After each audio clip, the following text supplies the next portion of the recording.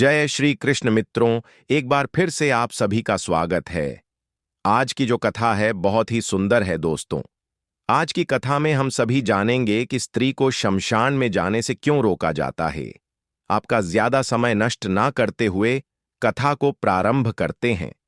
द्वारका के समीप एक छोटा सा गांव था, जहां धर्म और संस्कृति का गहरा प्रभाव था। वहीं एक वृद्धा रहती थी, नाम था सती देवी। वह बचपन से ही धर्मशास्त्रों की पढ़ाई में रुचि रखती थीं और समाज के हर नियम को समझने की जिज्ञासा उनके भीतर थी। सती देवी के पति की मृत्यु वर्षों पहले हो चुकी थी। जब वह चिता पर सवार हुए तो गांव की अन्य स्त्रियां उनके साथ श्मशान नहीं जा सकीं। सती देवी ने देखा कि पुरुष अंतिम संस्कार करने गए, पर स्त्रियों को घर पर रोक दिया गया। वर्षों तक यह प्रश्न उनके मन में कौंधता रहा। जब स्त्री जन्म देती है, जीवन को आगे बढ़ाती है, तो फिर मृत्यु के समय उसे दूर क्यों रखा जाता है? क्या वह अपवित्र होती है, या फिर यह केवल एक रूढ़ि है? गांव के बुजुर्गों से पूछा तो उत्तर मिला, बस यह परंपरा है, स्त्रियां श्मशान नहीं जातीं, यह नियम है। पर सती देवी को यह उत्तर अधूरा लगा। वह जानती थीं कि परंपराएं यूं ही नहीं बनती, इनके पीछे कोई न कोई गूढ़ कारण अवश्य होता है। कुछ समय बाद श्री कृष्ण द्वारका भ्रमण पर निकले। उनके दर्शन के लिए गांव के लोग उमड़ पड़े। सती देवी को जब यह झांत हुआ तो उन्होंने सोचा, आज मेरा संदेह दूर हो सकता है। मैं स्वयं श्री कृष्ण से यह प्रश्न पूछूंगी। श्री कृष्ण सभा में बैठे थे, सभी उनसे आशीर्वाद ले रहे थे। तभी सती देवी आगे बढ़ीं और हाथ जोड़कर बोलीं, हे वासुदेव, मैं एक प्रश्न लेकर आई हूं, कृपया मेरी शंका का समाधान करें। श्री कृष्ण मुस्कुराए, उनकी आंखों में करुणा झलक रही थी। पूछो माता, कौन सा प्रश्न तुम्हें व्याकुल कर रहा है? सती देवी ने गहरी सांस ली और बोली, हे माधव, मुझे यह समझ नहीं आता कि स्त्रियों का श्मशान में जाना क्यों वर्जित है।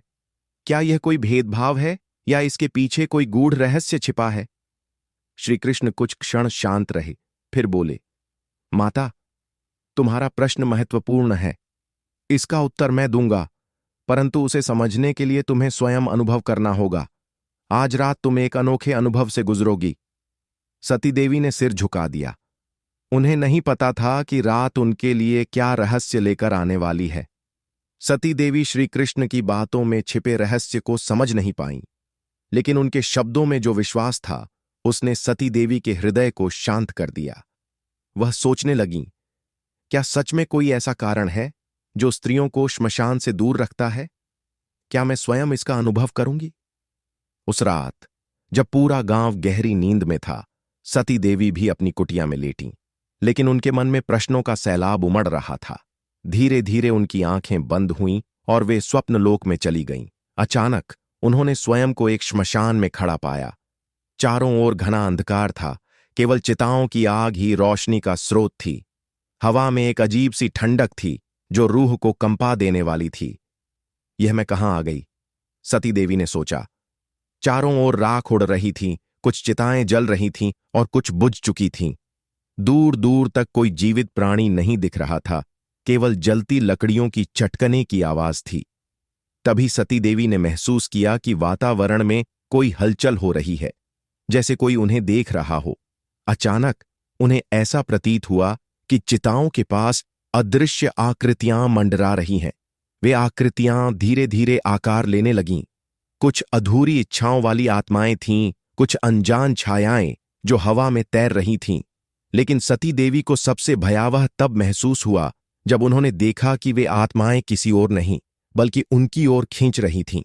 यह क्या हो रहा है? सती देवी ने खुद को छुड़ाने की कोशिश की, लेकिन उनके पैर जैसे जमीन में गड़ गए थे। तभी उन्होंने देखा कि उन आत्माओं का आकर्षण केवल उनके लिए नहीं था, बल्कि किसी भी स्त्री के लिए होता। उन्होंने अनुभव किया कि स्त्री शरीर की ऊर्जाएं इन आत्माओं को अपनी ओर खींचती हैं। आत्मा और शरीर का विच्छेद सती देवी का हृदय तेजी से धड़कने लगा। उन्हें महसूस हुआ कि कोई शक्ति उनके शरीर से उनकी आत्मा को बाहर खींचने का प्रयास कर रही है। जैसे ही वह शक्ति प्रभावी होने लगी, सती देवी ने देखा कि उनका शरीर वहीं खड़ा है, लेकिन उनकी आत्मा धीरे धीरे ऊपर उठ रही है। नहीं, यह असंभव है। उनकी चेतना डगमगाने लगी। उन्हें लगा जैसे वे अपने ही शरीर को छोड़कर एक अलग लोक में प्रवेश करने वाली हैं। श्री कृष्ण का प्रकट होना उसी क्षण एक दिव्य प्रकाश चमका। चारों ओर फैला अंधकार छंटने लगा। सती देवी ने आंखें खोलकर देखा। भगवान श्री कृष्ण उनके सामने खड़े थे। उनकी आंखों में करुणा थी और उनका तेज पूरे श्मशान को रोशन कर रहा था। श्री कृष्ण ने सती देवी की ओर देखा और मुस्कुराकर बोले, यही कारण है सती देवी। सती देवी स्तब्ध रह गईं। उनकी आत्मा फिर से उनके शरीर में लौट आई। अचानक सब कुछ शांत हो गया। आत्माएं अदृश्य हो गईं और श्मशान एक सामान्य स्थान जैसा प्रतीत होने लगा। लेकिन अब सती देवी के मन में एक नया प्रश्न था। क्या यही स्त्रियों के श्मशान न जाने का कारण है? क्या वास्तव में यह स्थान उनके लिए अधिक खतरनाक होता है? उनका उत्तर श्री कृष्ण से ही मिलना था। सती देवी अभी भी हाँफ रही थीं। उनके शरीर से पसीना बह रहा था और हृदय तेजी से धड़क रहा था। वह समझ नहीं पा रही थीं कि जो उन्होंने अनुभव किया वह स्वप्न था या वास्तविकता। लेकिन एक बात निश्चित थी, श्मशान में कुछ ऐसा था जो स्त्रियों के लिए अत्यधिक भयावह था। उनकी दृष्टि अभी भी भगवान श्री कृष्ण पर टिकी थी, जो शांत भाव से खड़े थे। श्री कृष्ण ने कोमल स्वर में कहा, माता, जो तुमने अनुभव किया वही कारण है कि स्त्रियों का श्मशान जाना वर्जित माना गया है।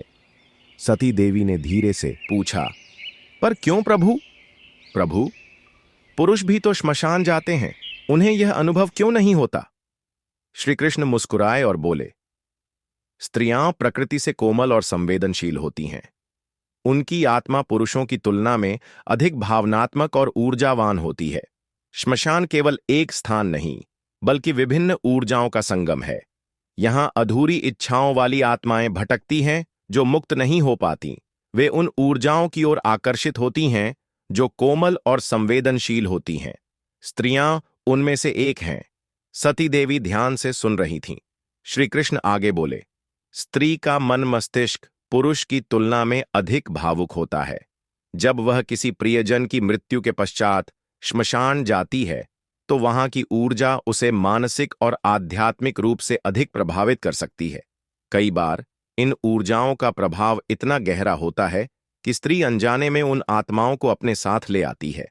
दूसरा कारण गर्भधारण और जीवन की ऊर्जा। सती देवी ने सिर झुकाकर पूछा, तो क्या स्त्री शारीरिक रूप से भी प्रभावित होती है? श्री कृष्ण ने समझाया, स्त्री को सृष्टि की जन्मदात्री कहा गया है।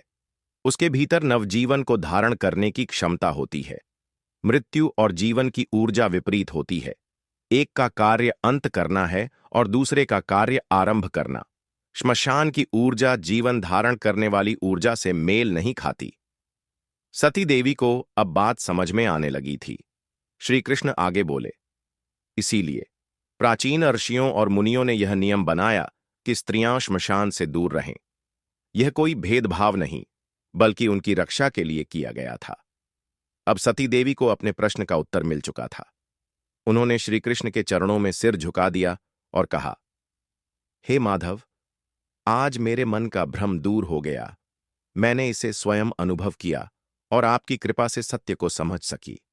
अब मैं अन्य स्त्रियों को भी इस ज्ञान से अवगत कराऊंगी।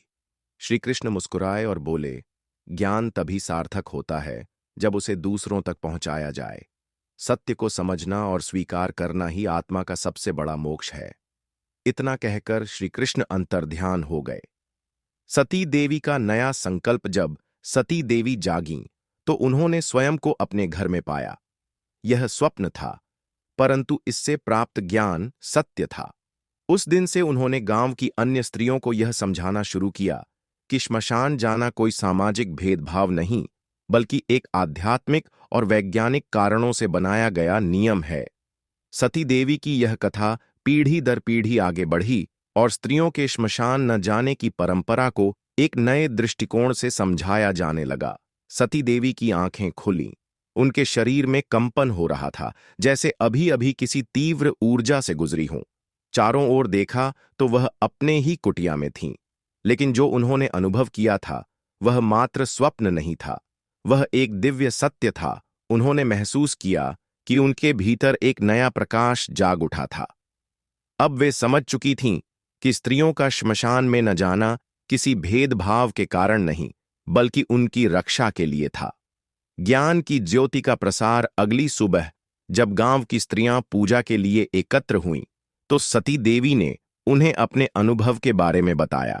उन्होंने कहा, बहनों, मैंने स्वयं अनुभव किया कि श्मशान केवल एक भौतिक स्थान नहीं, बल्कि शक्तिशाली ऊर्जाओं का केंद्र है। वहां की अधूरी इच्छाओं वाली आत्माएं स्त्रियों की ऊर्जा को अधिक आकर्षित करती हैं। एक वृद्धा स्त्री ने पूछा, लेकिन माता, यह तो हमें पहले भी बताया गया था, इसमें नया क्या है? सती देवी ने समझाया, पहले हमें यह नियम बिना कारण बताए मानने के लिए कहा गया था, लेकिन अब हमें इसका गूढ़ अर्थ समझ में आ गया है। यह कोई अंधविश्वास नहीं, बल्कि एक गहरा आध्यात्मिक और वैज्ञानिक सत्य है। स्त्रियों के भीतर मातृशक्ति होती है, वे जीवन की संरचना करती हैं, लेकिन श्मशान की ऊर्जा विपरीत होती है, वह जीवन का अंत दर्शाती है। इन दोनों ऊर्जाओं का मिलन स्त्री के लिए हानिकारक हो सकता है। धीरे धीरे सती देवी के शब्द पूरे गांव में फैल गए। लोग अब इस परंपरा को एक नए दृष्टिकोण से देखने लगे। पहले जहां इसे केवल एक सामाजिक नियम माना जाता था, अब लोग इसे स्त्रियों की रक्षा से जोड़कर समझने लगे।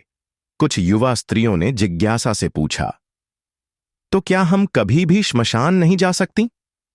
सती देवी ने उत्तर दिया, यह नियम केवल उन परिस्थितियों के लिए है जब कोई स्त्री अत्यधिक भावुक स्थिति में हो, जैसे किसी प्रियजन के अंतिम संस्कार के समय। लेकिन यदि कोई स्त्री पूरी मानसिक और आध्यात्मिक शक्ति से युक्त हो और उसने स्वयं को श्मशान की ऊर्जाओं से प्रभावित न होने के लिए तैयार कर लिया हो, तो वह वहां जा सकती है। कुछ दिनों बाद जब सती देवी ध्यान में थीं, तो उन्होंने भगवान श्री कृष्ण की दिव्य झलक देखी। श्री कृष्ण ने मुस्कुराते हुए कहा, माता, तुमने ज्ञान प्राप्त किया और उसे दूसरों तक पहुंचाया, यही सच्चा धर्म है। सती देवी ने हाथ जोड़कर कहा, हे माधव, आपने मेरी शंका दूर कर दी। अब मैं इस सत्य को औरों तक पहुंचाऊंगी ताकि वे इसे बिना किसी अंधविश्वास के समझ सकें। श्री कृष्ण ने आशीर्वाद दिया, जो सत्य को जानता है और दूसरों को भी बताता है, वही सच्चा ज्ञानी है। तुम्हारा कार्य इसी लोक में भी पूज्य होगा और परलोक में भी। इतना कहकर श्री कृष्ण अंतर्ध्यान हो गए। सती देवी की कथा हमें यह सिखाती है कि हर परंपरा के पीछे कोई न कोई कारण अवश्य होता है। सच्चे ज्ञान की प्राप्ति तब होती है जब हम स्वयं उसे अनुभव करते हैं। धर्म और विज्ञान एक दूसरे के विरोधी नहीं, बल्कि पूरक हैं। स्त्रियों का श्मशान न जाना किसी भेदभाव के कारण नहीं, बल्कि उनकी ऊर्जा की रक्षा के लिए है। इस प्रकार सती देवी के अनुभव ने पूरे गांव को एक नई दृष्टि दी और सदियों तक यह कथा लोगों को सत्य का मार्ग दिखाती रही।